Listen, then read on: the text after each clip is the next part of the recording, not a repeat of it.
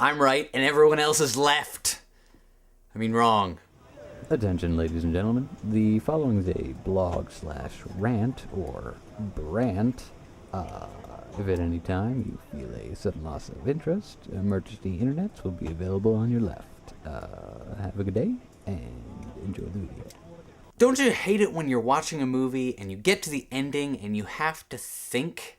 Not like with a thought-provoking movie where it ends and you think about all the ways to better your life because you've seen this film. I'm talking about you get to the end and vital plot and character development is just absent and you have to imagine how it ended. I hate it when movies do this. Lost in Translation, Shutter Island, others that I can't think of. I may have done this just to rag on Lost in Translation. Not to say that they're bad movies, but you get to the end and it's almost like they didn't write the ending. And I realize it's hard to write an ending to a script, especially when you're working with comedy. I mean, just look at Monty Python.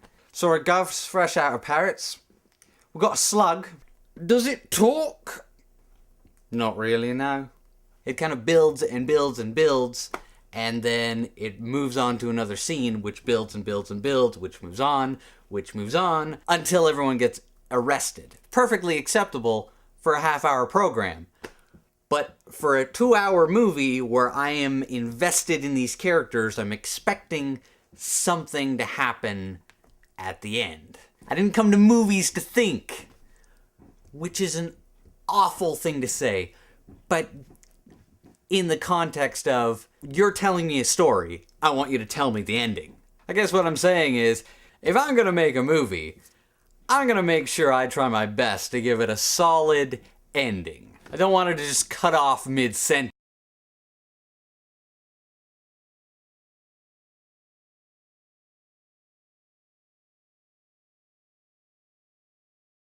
When you're stuck for an ending with comedy, you can just throw something at your audience and then, ha-ha, it's over!